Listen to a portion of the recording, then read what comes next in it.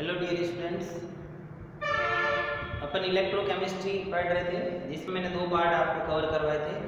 Next है third part जिसमें अपन study करेंगे डिटर्मिनेशन ऑफ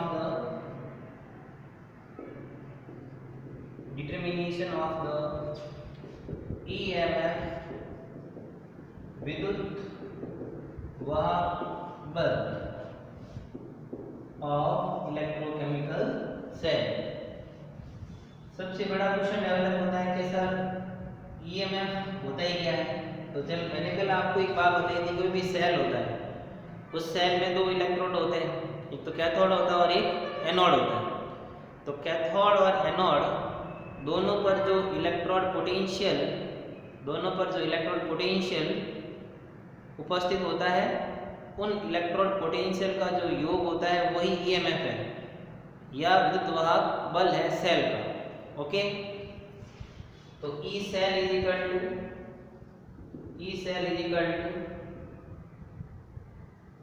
ई कैथोड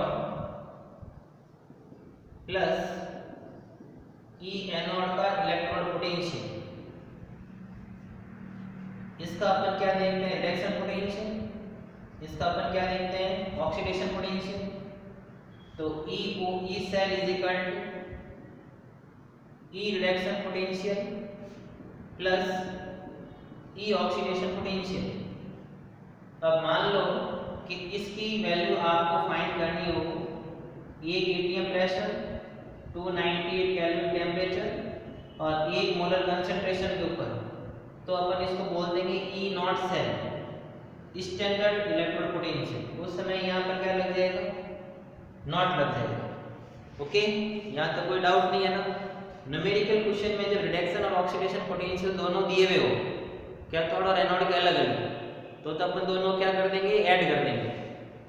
ठीक है, बट कभी आजकल जो एग्जाम्स होते हैं उन एग्जाम में इलेक्ट्रोड पोटेंशियल जो दिए होते हैं, ऑक्सीडेशन और रिडक्शन पोटेंशियल अलग अलग नहीं दिए होते हैं। जैसे इलेक्ट्रोकेमिकल सीरीज है, इलेक्ट्रोकेमिकल सीरीज के अंदर ओनली क्या होता है, रिडक्शन पोटेंशियल गिवन होता है, तो रिडक्शन पोटेंशियल ही दिया जाता है। ठीक है, जैसे मैंने यहाँ लिख दिया EOP इज इक्वल टू क्या हो जाएगा, minus E naught R P वाहक नहीं होगा तो इसकी वैल्यू मैंने कहाँ पुट कर दी है, तो E naught cell is equal to क्या हो जाएगा, E R P minus E naught R P. ये ई नॉट आर पी किसका हुआ, एनोड का, ये किसका हुआ, कैथोड। कब, जब आपको रिडक्शन पोटेंशियल दिया जाए। और अब आपको मान लो क्वेश्चन में रिडक्शन पोटेंशियल नहीं दिया जाए तो ऑक्सीडेशन पोटेंशियल दे दे तो कोई प्रॉब्लम नहीं, रिडक्शन पोटेंशियल की जगह क्या कर देना, ऑक्सीडेशन पोटेंशियल कर देना, माइनस हो जाएगा। तो इस बार क्या हो जाएगा, ई एनोड माइनस ई कैथोड हो जाएगा। इसका ऑक्सीडेशन पोटेंशियल और इसका ऑक्सीडेशन पोटेंशियल, ये डिपेंड करता है कि आपको न्यूमेरिकल क्वेश्चंस में क्या दिया हुआ है। ध्यान रखना, जब दोनों इलेक्ट्रोड पोटेंशियल पर या इलेक्ट्रोड पर समान ऑक्सीडेशन पोटेंशियल रिडक्शन पोटेंशियल दिए हुए एक जैसे, तब तो माइनस करना, अन्यथा ओपी और दिया हो तो टोटल हो जाएगा। ठीक है ना, समझ में आ रही बात, गलत नहीं करना। इसके ऊपर मैं आपको एक छोटा सा क्वेश्चन करा देता हूँ। कभी कभी देखो ऐसा क्वेश्चन आ जाता है कि आपको हायर वैल्यू दे दी जाती है, तो जब हायर ओपी दे रखा हो, ऑक्सीडेशन पोटेंशियल दे रखा हो, तो उसको आप क्या मानोगे, एनोड। और जब आपको हायर रिडक्शन पोटेंशियल दिया हुआ हो तो आप उसको क्या मानोगे, कैथोड। बराबर। इस पर मैं आपको एक छोटा सा क्वेश्चन करा देता हूँ जिससे आपको न्यूमेरिकल पता चल जाएगा कि न्यूमेरिकल क्वेश्चन किस टाइप से आता है। इसमें न्यूमेरिकल क्वेश्चन क्या आते हैं, नीट में ध्यान रखना, इसलिए इस कॉन्सेप्ट को दिमाग में सेट कर लेना कि इस टाइप से क्वेश्चन कैसे करने हैं। तो क्वेश्चन है आपके, write the cell reaction, write the cell reaction and calculate the electron potential E cell। ठीक है, आपको जो इक्वेशन गिवन है, देखो ये तो राइट द सेल रिएक्शन तो आपको लिखनी आती है, ऐसी कोई प्रॉब्लम नहीं। इक्वेशन गिवन होगी तो आपको सेल इक्वेशन गिवन होगी, तो Zn से कहाँ चला गया, Zn प्लस 1 मोलर, ये सॉल्ट रिलीज हो गया, इधर वाला क्या हो गया, एनोड हो गया।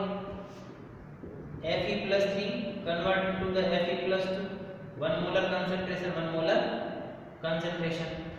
ये तो आपको सेल इक्वेशन दी हुई है जिसमें आपको इलेक्ट्रोड पोटेंशियल का जो वैल्यू दिया हुआ है वो दिया हुआ है Fe+3 का Fe+2 में दिया हुआ 0.77 वोल्ट और E0 जिंक से Zn+2 का दिया हुआ है आपके 0.76 वोल्ट। ठीक है, आपको फाइंड क्या करना है, ई सेल। ये देखो कैलकुलेट करके, देखो इन इक्वेशंस को देखो, यहाँ पर ये क्या हो रहा है बेटा, रिडक्शन हो रहा है नहीं हो रहा, ठीक है। यहाँ पर क्या हो रहा है, ऑक्सीडेशन। अब देखो Zn से Zn+2 में गया हुआ, इसका मतलब ये OP है और ये क्या है, Rp है। इसका मतलब दोनों इलेक्ट्रोडों के OP और Rp दिए हुए हैं। Rp तो नहीं दिए हुए ना, OP दिए हुए हैं, OP और Rp दिए हुए हैं। It means E cell is equal to क्या हो जाएगा, EOP प्लस ERP। ठीक है, 0.76 प्लस 0.77 कितना आ जाएगा, 1.53 वोल्ट। ओके, अभी मान लो कि क्वेश्चन चेंज हो जाता, उसको उल्टा दे देता, फिर अपन को भी साइन क्या करना पड़ता, चेंज करना पड़ता। साइन कन्वेंशन वेरी इंपॉर्टेंट है, साइन कन्वेंशन ध्यान रखना, ऐसे रिएक्शंस में साइन कन्वेंशन बहुत इंपॉर्टेंट होते हैं। ओके, तो ऐसे क्वेश्चन आएंगे तो शायद आप कर लोगे। मैंने क्या बोला, वेरी इंपॉर्टेंट क्या है, साइन कन्वेंशन। फिर अपन बात करते हैं नर्नेस्ट इक्वेशन की, क्योंकि जो क्वेश्चंस आते हैं वो नर्नेस्ट इक्वेशंस के बेस पर भी आते हैं। ठीक है, नर्नेस्ट इक्वेशंस के बेस पर आपको ईएमएफ फाइंड करना पड़ता है।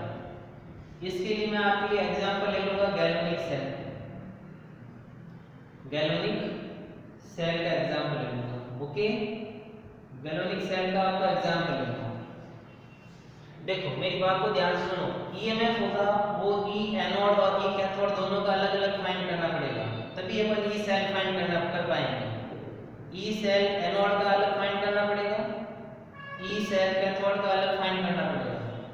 फिर दोनों को क्या करेंगे, ऐड कर अपन फाइंड क्या कर लेंगे, ई सेल फाइंड कर लेंगे। ओके, अब देखो कैसे करते हैं। अपन को तो क्या करना है, क्वेश्चन सॉल्व करना है और अपन को समझना है कि क्या चीज कैसे कंप्लीट हो रही है। एक्चुअली में जो नर्नेस्ट इक्वेशन होती है वो आपके OP और OP0 या फिर RP0, स्टैंडर्ड रिडक्शन पोटेंशियल और normal reduction potential, standard electrode potential oxidation potential and oxidation potential के बिटवीन रिलेशन फाइंड करता है, या फिर कह सकते हैं ई सेल और E0 सेल के बिटवीन रिलेशन फाइंड करता है। उसी के बेस पर अपने क्वेश्चंस आते रहते हैं। ठीक है भाई, जैसे मैंने आपके सामने एक इक्वेशन लिख दी, M+N, N इलेक्ट्रॉन गेन करके कन्वर्ट हो जाता है M सॉलिड। ओके, ये सॉलिड है ठोस, आपको पता होना चाहिए ठोस की सांद्रता हमेशा कितनी मानी जाती है, 1 इकाई मानी जाती है। ठोस की सांद्रता क्या मानी जाती है, 1 इकाई मानी जाती है। नर्नेस्ट इक्वेशंस के लिए आपको एक थोड़ी सी इक्वेशन को याद करना पड़ेगा, याद कर लेना, क्योंकि अपन को डेरिवेशन सीधे लंबे करेंगे तो एग्जाम में डेरिवेशंस नहीं पूछे जाते, ना नीट में पूछ जाते हैं, ना बोर्ड लेवल पर पूछ जाते हैं और ना IIT में पूछ जाते हैं। तो अपन को कॉन्सेप्ट ध्यान रखना है। E cell is equal to E0 cell minus RT/NF in concentration of product and concentration of reactant. Okay, इसको अपन log E के फॉर्म में भी लिख सकते हैं, ये log E को log 10 के फॉर्म में लिखेंगे क्या आ जाएगा, log E is equal to 2.303 log 10। तो इस इक्वेशन को आप कैसे लिख सकते हैं, E0 cell is equal to minus RT/NF, ये क्या हो गया log 10 कर दोगे, क्या कर दोगे 2.303 log 10 प्रोडक्ट अपॉन रिएक्टेंट। अब देखो बात को ध्यान से सुनो, ये किस में कन्वर्ट हो रहा है, M+N से M में कन्वर्ट हो रहा है। इसका मतलब इस इक्वेशन के लिए ये इक्वेशन लिखनी हो तो E+Mn convert M is equal to E0 M+N से M में conversion minus 2.303 RT upon NF log m solid upon m plus n aqueous condition. ये इक्वेशन बनेगी नहीं बनी बताओ।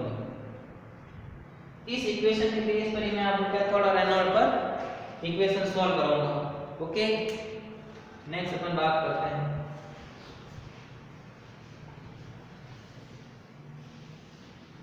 गैल्वेनिक सेल की। बात करते हैं तो गैल्वेनिक सेल में कैथोड होता है और ये क्या होता है, एनोड होता है।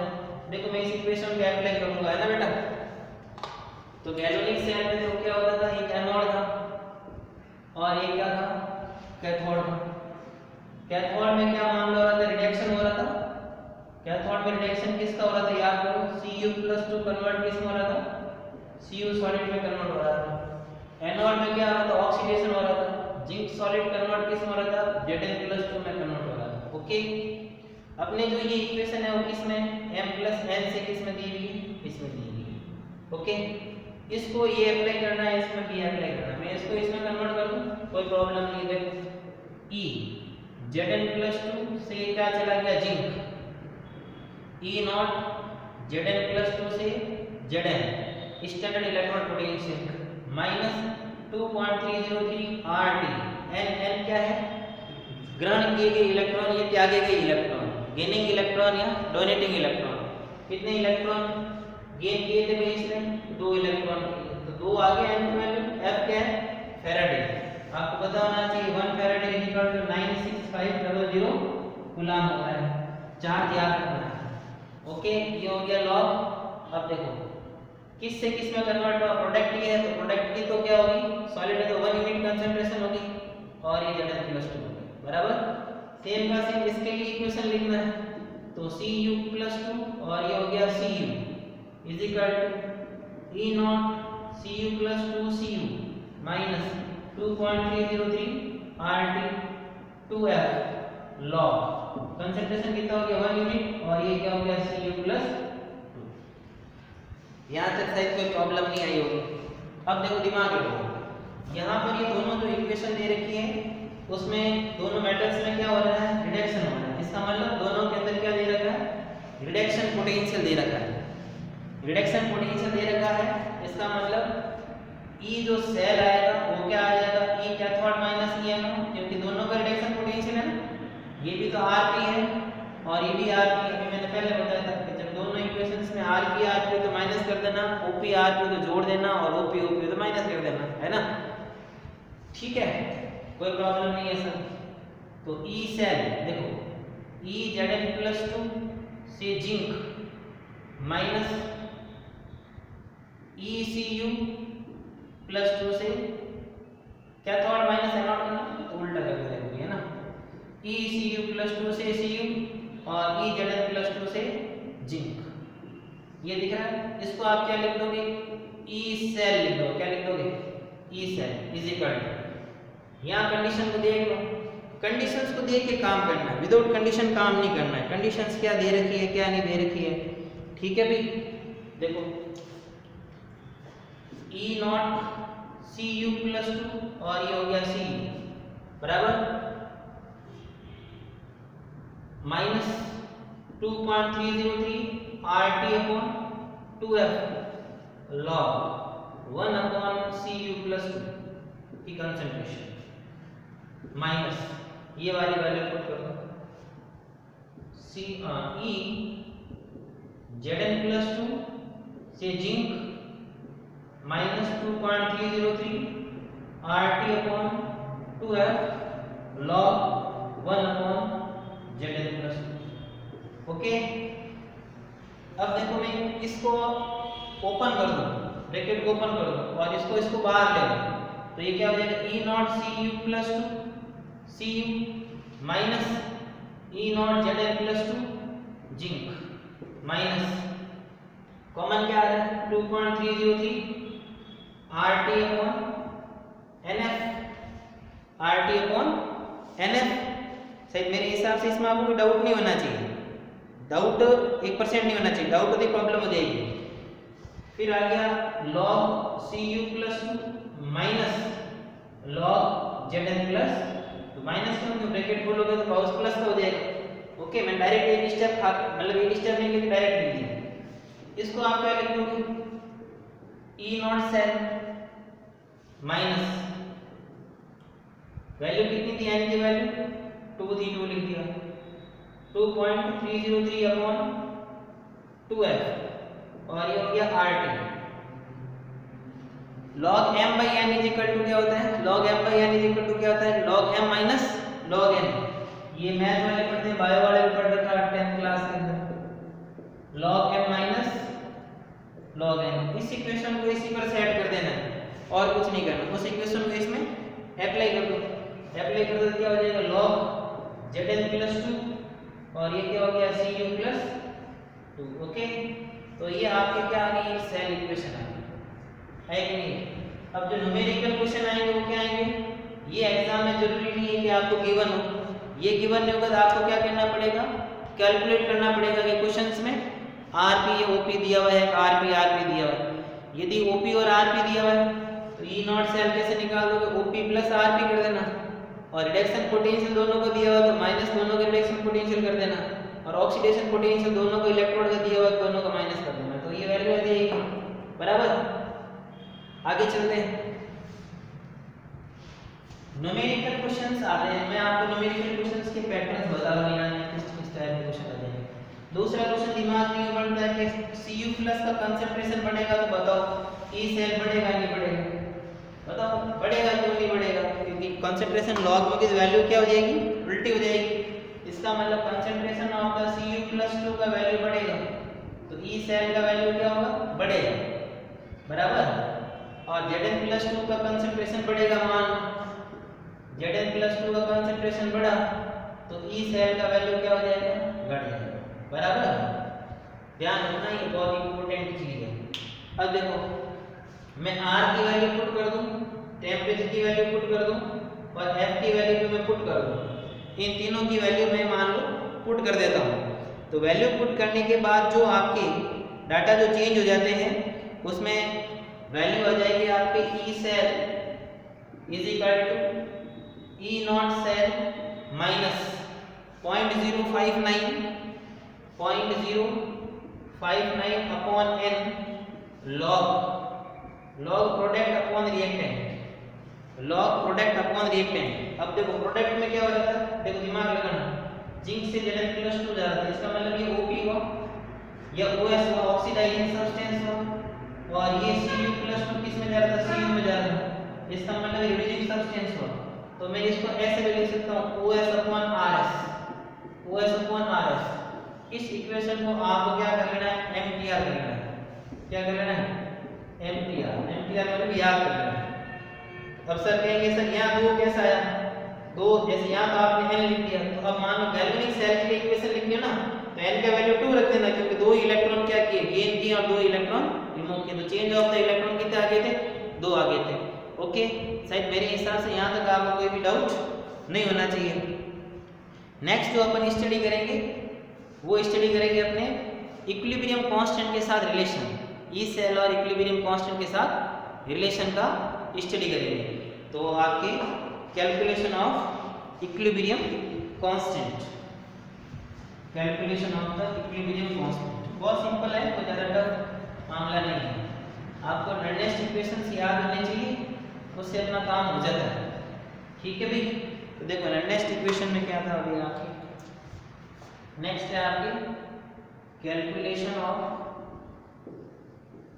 Equilibrium constant. ओके, इक्वेशन क्या आएगी, E cell is equal to E naught cell minus 2.303 NF RT log OS upon RS। OS मतलब oxidising substance upon reducing substance. इसका मतलब ये कौन था, प्रोडक्ट था, और ये कौन था, रिएक्टेंट था। आपको याद होना चाहिए कि इक्विलिब्रियम जो कांस्टेंट होता है, इक्विलिब्रियम कांस्टेंट में हमेशा क्या होती है, सांद्रता क्या हो जाती है, निश्चित हो जाती है। इक्विलिब्रियम तभी स्थापित होता है जब आपके आगे पीछे का मामला क्या हो जाए, बराबर हो जाए, मतलब साम्य स्थापित हो जाए। साम्य स्थापित हो जाएगा तो सेल का जो वैल्यू होगा, ई सेल का वैल्यू क्या हो जाएगा, 0। देखो ध्यान सुनना, साम्य पर ई सेल का वैल्यू क्या हो जाएगा 0, क्योंकि ऑक्सीडाइजिंग और रिड्यूसिंग कैपेसिटीज क्या हो जाएगी, बराबर हो जाएगी, तो ई सेल का मामला क्या हो जाएगा 0 हो जाएगा। तो ये तो टेंशन खत्म हो गई, यहाँ पे ये वैल्यू क्या होगी 0 होगी। तो E naught cell is equal to क्या आ गया 2.303 RT NF log Kc। Kc कहाँ से है, तो Kc is equal to concentration of the product and concentration of the reactant, Kc equilibrium constant. तो इसको आप क्या लिख सकते हो NFE नॉट लिख सकते हो ना, ये कितना है 2.303 RT log Kc बराबर। यहाँ तक से मेरे हिसाब से कोई डाउट नहीं होना चाहिए। यदि मैं इन दोनों को बोथ साइड से माइनस से मल्टीप्लाई कर दूं, ये भी माइनस से कर दिया, ये भी माइनस से कर दिया, तो ये क्या हो जाएगा माइनस मल्टीप्लाई कर दी minus NFE naught is equal to minus 2.303 RT log Kc। वाक में बताओ ये जो वैल्यू होती है आपने केमिकल इक्विलिब्रियम पढ़ा है, किसके इक्वल होती है डेल G के इक्वल होती है। तो del G is equal to क्या हो गया माइनस NFE नॉट। इसके ऊपर खूब क्वेश्चन आते हैं, ध्यान रखना एग्जाम्स में, नीट के लिए बहुत इंपॉर्टेंट है। ठीक है भाई, अब Kc की वैल्यू फाइंड करनी है तो आप यहां से कर सकते हो। अब क्वेश्चंस डिपेंड करेगा कि आपको नीट में किस टाइप के क्वेश्चंस दिए जाते हैं। सबसे इंपॉर्टेंट चीज है इसी के ऊपर क्वेश्चन आता है del G is equal to minus NFE naught. तो इसके ऊपर न्यूमेरिकल क्वेश्चन आप प्रैक्टिस कीजिए, इसके लिए मैं आपको डीपीपी प्रोवाइड करवा दूंगा। और डीपीपी चाहिए तो आप मेरे व्हाट्सएप कांटेक्ट 9982511555 पर कांटेक्ट कर सकते हैं, व्हाट्सएप पर मेरे को मैसेज कर सकते हैं और कांटेक्ट कर सकते हैं। ओके, थैंक यू बेटा।